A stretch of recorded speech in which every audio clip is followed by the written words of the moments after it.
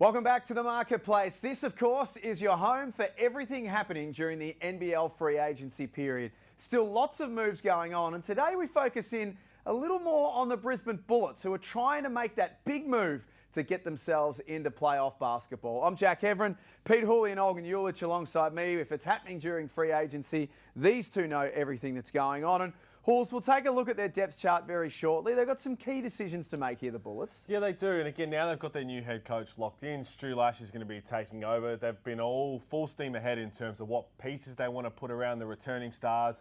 As you said, we know that Casey Prather is going to be coming back. He was exceptional in this back half of last season. Tyrell Harrison, they've got these key pieces there. They're going to help put them in a good position. But the rest of their puzzle's fascinating. Olgun, welcome to you. Let's start with the news around James Batemon, which is a little bit murky, if we're being honest, and you've got the latest information on what is going on with James Batemon and the Bullets. Yeah, so when James Batemon first signed, it was a 2-year deal. But from what I was told, the second year of that deal was always largely non-guaranteed. So it was effectively a team option, a mutual option. What I've been told is that last week, the two parties decided to mutually part ways. So he's now off contract. He is now a free agent. What I'm also told, though, is that there is some interest in bringing him back, and that interest is mutual. So this is a parting of ways. He is a free agent. They have that spot to fill, but there is still some level of interest that from both sides that they could renegotiate a new deal. Now, we do go a little deeper on this show, so we can talk about this to the extent of why would this be the approach? Why would they be doing this, and is it a mutual thing? It is a mutual thing. So the release was mutual, and this effectively gives Batemon an opportunity to go and gauge his interest elsewhere. He can see what else is out there in the international market, and then it gives the Bullets an opportunity to basically, it's almost like a clean slate. You can see what this team looks like without him there. But this was a team that when they were trying to sign Matthew Dellavedova, they had the idea of Delly, Batemon, that backcourt in mind, and so they do have a desire to bring him back. Obviously, he's an elite shooter. He showed that last season. But this just gives both sides an opportunity just to take a step back, take a breather, and then maybe re-engage a little bit later. It being mutual really helps the Brisbane Bullets, because we do see this more often than people realise, in terms of if you've got another year and the team's saying, hey, we're going to go and look for all these other pieces around. Now, whatever their 1A, 1B is on the Brisbane Bullets whiteboard, if they nail one of those, then they turn around and say to James Batemon, hey, we want you to be perfect alongside this guy. And understanding that if things don't work out, then there's the mutual respect of, okay, we're going to go in a different direction. So it's worked out in the right way. They're doing it the right way. And for James Batemon, who's been playing very well in the off-season too, for all reports now that if things pop up for him, he's not going to be tied down and then hurt the Brisbane Bullets on the other way. So it's worked out the positive for both sides. And to see what plays out here, as I said, it'll be fascinating. And I'll say this, maybe fast forwarding a little bit, but this is a team that's trying to be patient. They're waiting to see if there's a marquee somewhere that maybe decides late in the piece that I want to return to the NBL. And if they do, the Bullets are there to swoop with open roster spots. And you look at, for example, a Will McDowell-White. He's the name that comes to mind, isn't he? Right, and now I still don't think that McDowell-White will be available. It still feels like he will do another season in Europe. But if for some reason he becomes available late in the piece, then the Bullets are a team that really wants to swoop on him, really wants to bring him in, and then you can go and put James Batemon next to him. You think the shooting next to a playmaker like Will McDowell-White. If they're not able to get someone like McDowell-White, then they can go and search for that more ball carrier heavy sort of point guard, that Kendrick Davis type, that Parker Jackson Cartwright type of player. So there's easily a world where James Batemon is back with the Brisbane Bullets next year, depending on a few things. 100%. A lot has to fall into place, but even if it doesn't, there is a really good relationship between those two parties, so it wouldn't surprise me if he is back. Question for you, Pete, is around what position is best for James Batemon. When the season first started, he was an absolute point guard, ball-carrying point guard. But as the season went on and his role changed a little bit, he had the 50-piece game where he was playing more off the ball, more on the wing.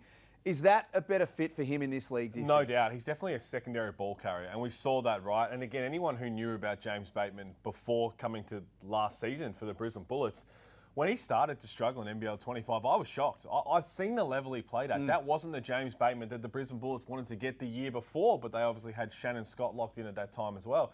So this is to see him then thrive, understanding that he is a scorer, he is a playmaker. So the understanding that they would have had him locked in if Matthew Dellavedova had signed as a point guard, even if a Will McDowell-White becomes available, that makes sense then to bring back James Bateman for sure.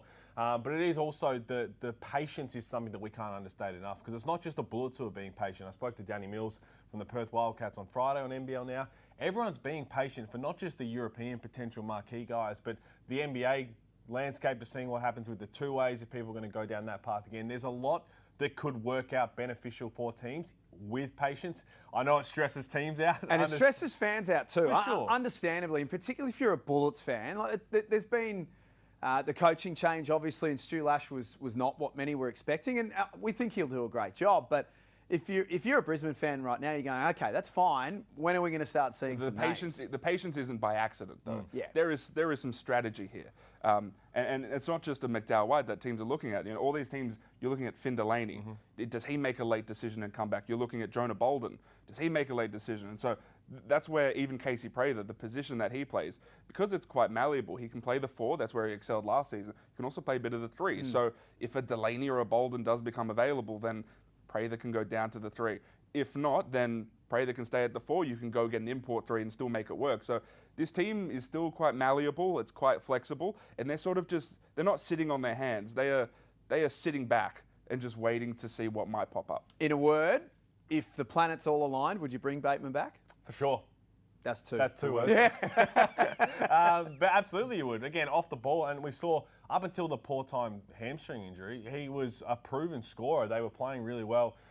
Only to have the one import locked in Casey Prather that really helps them go have that free reign and being patient with it.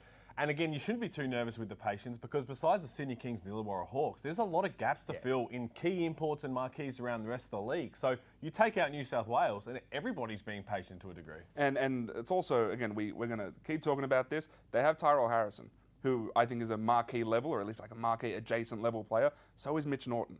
These are guys who can absolutely play in playoff environments. So at the very least, you have those 2 guys locked in. Sam McDaniel is another one, someone who you can play in a playoff environment. So you have those guys locked in, and then all you need is those imports. We'll get to Sam McDaniel very shortly, because he is an important piece as far as Brisbane are concerned. Their depth chart as it stands right now, and again, this is where the word patience is really important to stress that for Brisbane fans, because they would see this and they would see all of these gaps and start to get a little bit concerned. But it can come together with the right decision-making and the right level of patience. It can come together in a really effective way. Would that be fair? Yeah, and even when I look at Tane Murray, there's a skill set there. He is a talent, but he's also young. He's a first-time pro. So can he fill that role that Isaac White had last season? And then you look down here and this open backup 4, backup 5 spot, there are some names that this team is chasing. You look at an Angus Brandt, you look at a Mango Matiang. These are 2 names that this team has put consideration into that backup 5 spot. I'm told that Jack Purchase is a name that they've shown some interest in as well, just had 55 points for the Melbourne Tigers over the weekend. So there are some names that they're looking at that can slot in there, but it's okay for them to be patient right now. I am somewhat concerned that how many players here can play in playoff games. That's the thing I'm thinking of. You have a rookie over here. You have someone like Toy Smith-Milner who showed some promise, but there are only so many top end players left. And I wonder how many the Bullets are going to be able to snatch up. And you're really looking at the key top 8, really rotational-wise. When it gets to the deep in the playoffs or in the finals, you're playing 8 guys, maybe 9 if you have to sprinkle in a little bit. But the thing I'm looking at here with the depth chart is the versatility. So take out Tyrell Harrison, who's obviously a true centre, but Toy Smith-Milner, if you've got an Angus Brandt type and you needed to play bigger, Angus Brandt can play the 5 and Smith-Milner can space the floor and shoot the 3 ball at the 4 spot. But Casey Prather can play on the wing, or he's going to start at the 4, depending on who they recruit around him. Sam McDaniel, another one, he can be guarding the point guard if he has to, but he can even play backup 4 minutes and try and lock down and match up against a type like Xavier Cook. So there's a lot of versatility for the Bullets to use, but obviously they have to nail these last few spots. So realistically, we could, based on what we've just spoken about, we could shuffle Bateman to the 2 spot and they get an import point guard. Is that what we're thinking? That is extremely possible. There's also a world where, what if you get a really high level 2-man, put Norton in there, and then maybe you can get a backup of some sort. Maybe it's a backup 4-5. Maybe it's like a 3-4. Yep. Yeah, there is consideration being put into that, but that's a question for you. Can Mitch Norton as a starting point guard, can you be a successful team? I think you can. I think he is that ultimate point guard connector. But if you put an elite enough player next to him, what does that look like? My biggest fear, and again, the Bullets last year when they made that push towards the top 6, they were the best three-point shooting team in the league. So you put Mitch Norton, hypothetically, can shoot the 3 in that starting point guard role. Sam McDaniel can shoot the 3, but they're not known shooters. Now, Casey And they're not Prather, volume shooters either. No, Casey yeah. Prather shot the 3 ball at an extremely high rate. So even if you got a 3-point shooting, high dynamic scorer in that starting shooting guard spot, you've only got 2 shooters in the starting lineup then. Because Harrison's not going to step out and shoot the 3, albeit hit a shot clock. I think he banked it from the corner in one of them. So they need some more shooting there. You can do it. You can win games doing it that way. But they showed last year how good they could be scoring the ball by shooting well from the outside. And I also think for a first-time head coach in Stu Lash, the idea of having an elite point guard is probably something he'll want. And so having that floor general, that proven creator floor general type, I think would be a very useful thing for a first-time head coach. Sam McDaniel's an interesting one in the sense that we saw him for one game last season, got injured, and then that was it.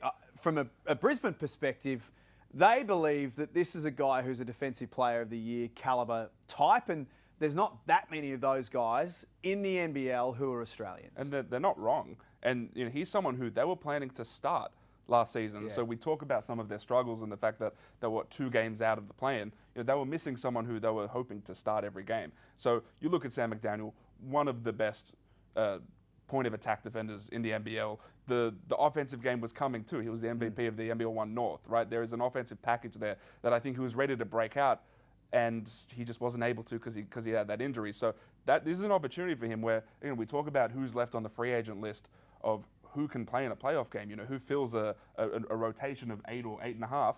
Sam McDaniel is one of those guys already. So the fact that they have him locked in, they have a lot of their high-end locals locked in, and that's a good thing for the Bullets. You need to have, to be successful in this league, you need to be obviously be good defensively, but you need to have at least one player lead that charge. The Illawarra Hawks won a championship. Wani Swakala-Bullock led that charge in that role. Shea Ili did it for Melbourne United. Matthew Dellavedova obviously helped as well.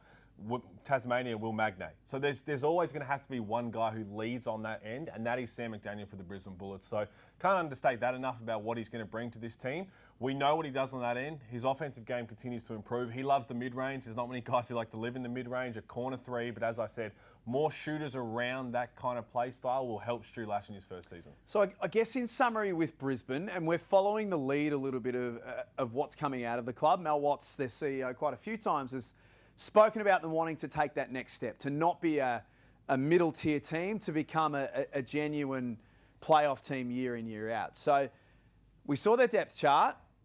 If they can land the appropriate types with what they already have, do we feel like they're heading in the right direction? I mean, what's not to say that they can't be based on the improvement from specifically Tyrell Harrison every single year. We're looking at a premier big man in the competition. I mean, he won the Blitz most valuable player last season, and he continued to show that he can get it done as a back-to-the-basket player. I think when he first started, he was screen and rolling. You'd throw it to him, you'd give him little dump-offs, dunks like that. But he can go and get you a basket now and demand the ball inside and demand the defensive coverage. So you expect him to take another leap forward. Sam McDaniel back, Casey Prather, if he continues at the form he left off at. They've got the pieces there to do it.